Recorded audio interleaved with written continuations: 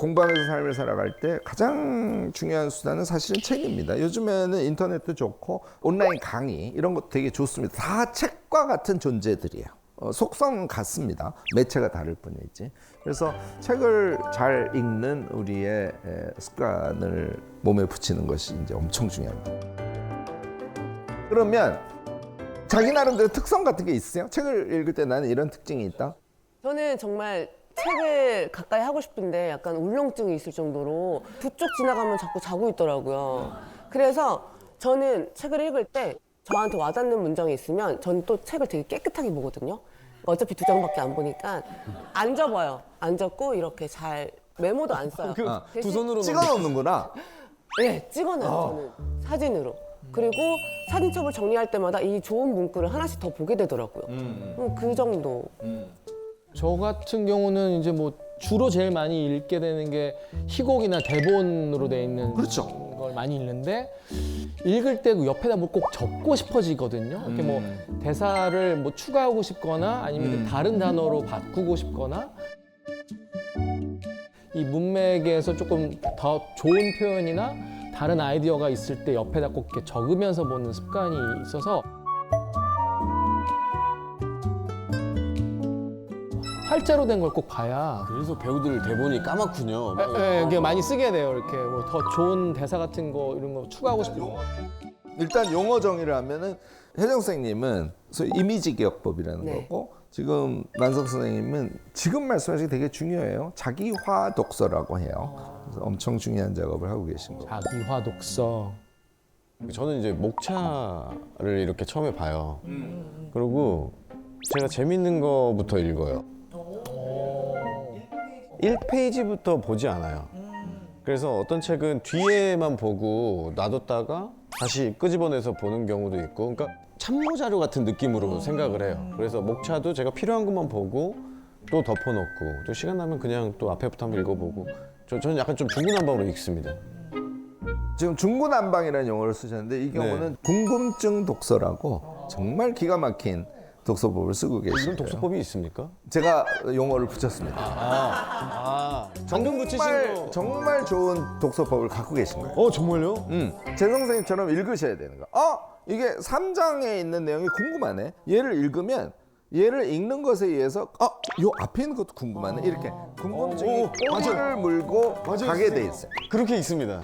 자기가 궁금한 걸 봐야지. 책을 읽는 게 우리에게 강제가 아니잖아요. 네. 기쁨을 위해서, 지식의 확장을 위해서 읽는 거죠. 네, 맞아요. 맞아요. 그런데 책을 읽었어. 엄청 열심히. 딱 하루 지났는데 책의 제목과 저자의 이름조차 기억이 안 나죠. 안 난다. 네. 이거 우리 전 국민, 전 인류가 겪고 있는 어려움이잖아요. 진짜 인류가 풀어야 할 숙제입니다. 뭐 읽어야 하는 거는 알겠는데.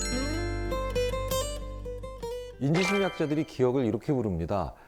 인간의 기억은 무언가를 경험하고 난 뒤 자기의 이해와 평가를 저장해놓고 그걸 기억이라고 부른다. 네, 그러니까 저는 그래서 기억하기 위해서 제 평가를 한 줄을 꼭 적거든요. 네. 뭐 예를 들어서 제가 마이클 샌델의 정의란 무엇인가를 읽고 난 다음에 그 위에 이제 영화 평론가들처럼 한 줄 평을 적어요. 그러니까 그때그때마다 고민하란 얘기, 크크크, 뭐 이런 거. 되게 좋은 것 같습니다. 네네네. 그 다음에 뭐 뇌과학 책을 읽으면 그러니까 기술 개발은 뒤로 갈 수도 있다는 얘기, 허허허, 뭐 이렇게 이제 적어 놓으면 신기하게도 읽었던 내용들이 다시 이렇게 흔들려서 다시 재구성되듯이 나오거든요. 항상 하나씩 붙여 놓습니다. 네네. 우리가 독서, 공부 등과 관련해서 체크해야 될 이슈들이 지금 다 나왔거든요. 특히 마지막에 김경일 교수 말씀하신 부분의 정말 핵심은 자기식으로 이해한 것의 엑기스가 내 이 속에 살아있으면 다른 기억들도 우리의 지식으로 들어올 수 있다. 뭐 이런 말씀을 해주신 거고요. 그래서 책을 읽을 때 명시화 기법을 쓰면 엄청 기억하거든요. 책 한 권을 여러분들 다 외워서 10분 만에 책을 쭉 설명할 수 있게 돼요. 너무너무 기대되죠. 오늘 그 기법을 완전히 익히실 거예요. 그런데 답은 너무 심플해요. 오늘부터 책을 읽으실 때 눈동자를 움직이면서 읽어보세요. 눈동자를? 자, 지금부터 왼쪽에서 쭉 눈동자를 움직이면서 읽는 거예요. 시작.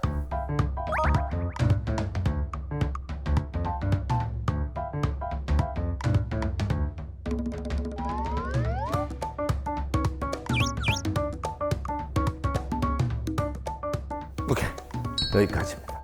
지금 어떠세요? 눈동자를 움직이면서 그동안 책을 읽으셨을까요? 아니요. 눈동자를 왼쪽 끝에서 오른쪽으로 움직여가면서 책을 읽으라 그랬잖아요. 그런데 눈이 이상하게 자연스럽게 안 가.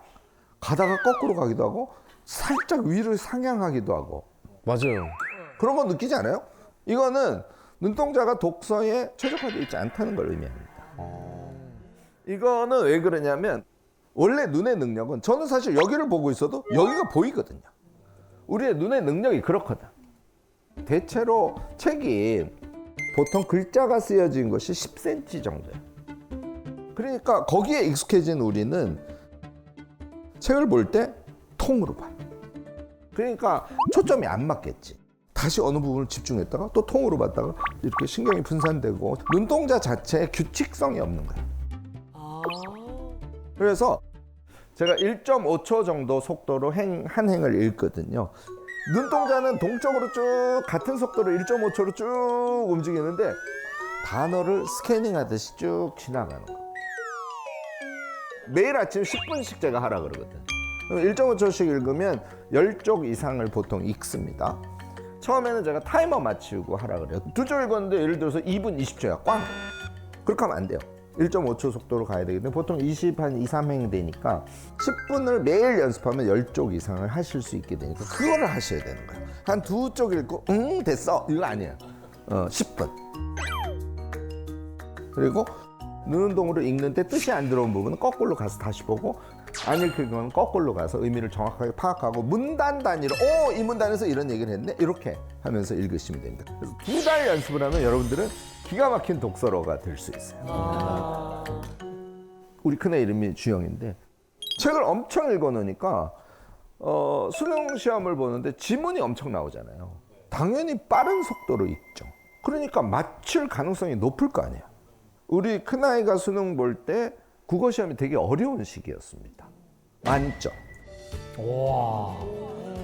뉴스에서 저희가 봤던 그까지는 아니고. 사실 근데 책을 읽으면서 공부 잘하는 학생이 될 수 있어요. 정말요? 제가 이걸 생각 독서법이라고 하는데요. 우리가 책을 읽을 때 생각 독서를 한다는 것은 이것을 의미합니다. 순간의 생각. 책을 읽으면서 순간 생각. 이런 내용이네? 그러면 쭉 읽으면 순간의 생각을 여러 번 할 거 아니에요. 얘를 쭉 읽는 거를 생각의 이음? 이렇게 제가 그냥 쉽게 이름을 붙였습니다. 그러면 여러분들 책을 읽으면서 고개를 드세요 혹시? 책에 있다가요? 저는 이제 이해 안 될 때 한 번씩 드는 것 같긴 한데 이게 뭔 말이지 이러고.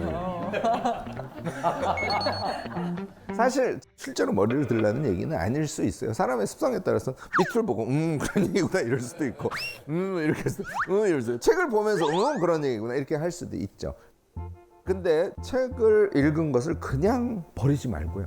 순간순간 이런 내용이구나 하고 순간에 생각을 해주는 거. 그다음에 세 쪽 읽고 이런 얘기 저런 얘기 저런 얘기 저런 얘기 저런 얘기 이렇게 생각을 이어줘요. 그러다가 스스로 맥락이란 걸 이해하게 되고 그것에 의해서 생각력이 엄청 발전하고.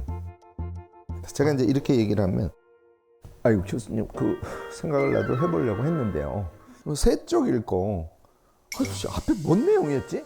다시 가서 봐야 되고. 그래서 결국은 짜증나서 교수님 때문에 책을 더 못 읽게 됐어요. 이런 분들이 꼭 나와요. 그러니까 첫날은 요 앞에 페이지에 읽었던 게 기억이 안 나서 다시 보고 했네. 사흘을 했더니 똑같은 반복을 한 거예요. 근데 요번엔 앞에 페이지가 기억이 나네. 20일을 했더니 이제는 책을 최소한 10쪽 읽은 것은 생각의 이음으로 내가 이 얘기 되네. 이게 반복에 의해서 자신의 상태를 차이나게 만들어주는 과정이에요. 뭐 예를 들어서 교수를 오래 하면 50명이 앉아 있어도 단 한 명도 놓치지 않고 다 쳐다봐요. 대학에서 이제 강의를 하면 강의가 끝나면 난리가 나요. 와 끝났다 이러면서 와 끝났다 이러면서. 그런데 거기 꼭 이상한 학생들이 있어요.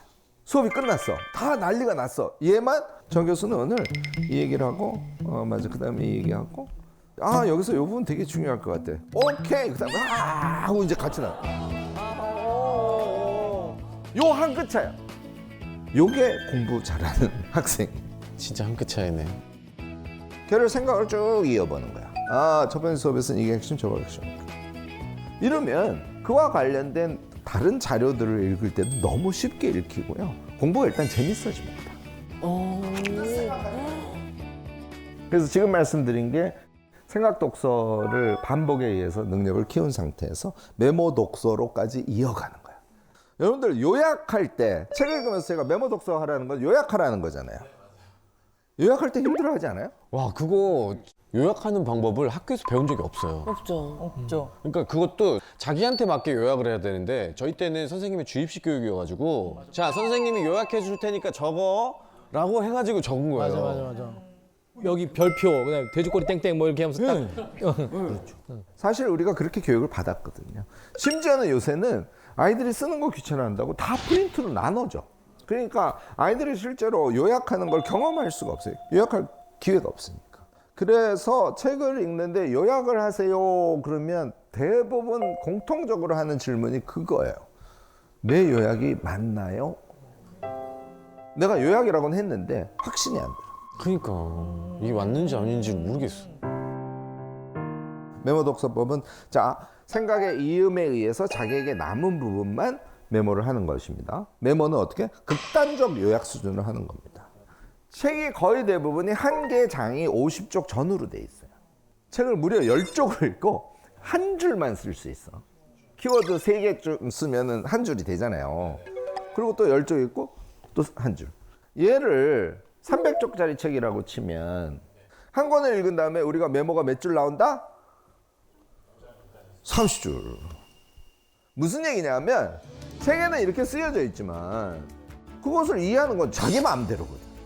자기 마음대로인데 5줄 쓴 게 하나의 이야기로 구성될 수 있다면 여러분들은 엄청 잘 읽었다는 걸 의미해요. 요걸 경험하면 요약에는 답이 없구나. 내가 중요하게 생각하는 것이 답이었구나. 그러면 어느 순간부터 자기가 쓴 5줄을 가지고 그걸 서사라 그러는데 자기 스토리를 엮어서 말을 한다니까? 제가 해볼까요? 내가 미움받을 용기라는 책을 읽었더니 공동체 감각이라는 엄청 중요한 철학적 개념이 나오는데 그것을 하려면 자기 수용을 해야 되고 타자 신뢰를 해야 되고 결국은 그럼 우리의 삶의 철학이 타자 공헌적 삶으로 간다라는 이야기를 아들러를 빗대서 키시미치로라는 학자가 이야기를 했단다 얘야. 제가 오늘 얘기한 눈운동 독서, 생각 독서, 메모 독서까지. 자, 책을 읽었어요. 메모를 통해서 각인시켰어요. 자기 것으로 소화가 됐어요. 그걸 말로 했어. 방법 자체가 너무너무나 우리를 성장시키게 하는 기가 막힌 것들이 그 안에 다 우겨져요. 근데 교수님 요즘에 독서 후에 토론을 하는 모임들이 좀 정착을 하고 있대요. 아이들도 이런 토론 같은 문화들이 좀 공부할 때 여기 이제 발전시키는데 좀 도움이 될까요? 엄청. 여러분들 집에서 자제분들 공부 잘하는 아이로 키우고 싶잖아요. 그럼요. 네. 그러면 한 살이라도 어릴 때 이 책 읽는 방법 이걸 아이들한테 좀 꼭 익혀줬으면 좋겠어요. 왜냐하면 처음에 아이들 책 읽는 거 힘들어요. 이 아이들은 쉽고 재밌는 책, 막 해리포터 이런 거 보면은 왜 그런 걸 보니? 도전 명작을 읽어야지. 위대한 개츠비 이런 거. 부모님들 아이들한테 책을 읽어라 이렇게만 하시고요. 동화, 전집 이런 거 사주는 거 여기에서 그치신단 말이죠. 이거 말고요.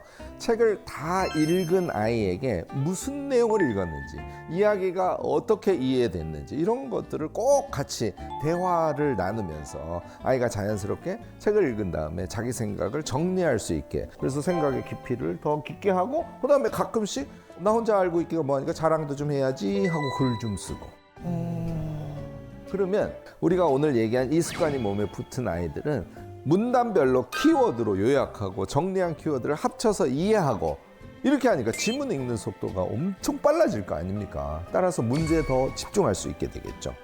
얘는 공부만 잘하는 것이 아니라 스스로 문제 해결 능력을 가져요. 선생님이 갑자기 내일 모레 120쪽 분량의 시험을 낼 거야 이렇게 얘기하면 어떻게 될까요? 아이들 다 멘붕 상태죠. 다들 그런데 평상시에 읽고 키워드 찾아서 요약만 하고 그런 과정을 통해서 내용이 완전히 자기 것이 된 학생들한테는 120쪽에 대한 분량이 그렇게 꼭 많은 분량이 아닐 수 있죠. 공부 잘하는 학생이 되는 첩경이 저는 사실은 책을 읽고 요약하고 그다음에 글을 써보고 말하고 토론하고 이런 것이라고 생각하죠. 고등학교 때 이걸 하려면 너무 늦어요, 사실은. 그래서 제가 한 살이라도 어릴 때 습관을 들이는 게 중요하다 이렇게 여러분들께 강조를 하는 것이죠. 사실 근데 부모님들이 이 독서 습관을 먼저 들이시는 게 좋겠어요. 그러면 아이들과 함께 할 수 있지 않습니까? 아이들도 좀 더 신나서 할 수 있으니까 꼭 여러분들이 먼저 나서서 해주시는 것을 권하고요. 자, 그게 여러 가지 상황상 안 돼. 그럴 경우에는 요즘에 독서 토론 프로그램 얼마나 많습니까? 그리고 아이들의 문해력이 문제라면요, 방과 후 교육이라든지 교육 프로그램 이런 것들이 한국 사회에 비교적 지금 잘 돼 있단 말이죠. 좋은 프로그램 선택하셔서 도움을 꼭 받아보시는 것, 이것도 나쁘지 않을 것 같습니다.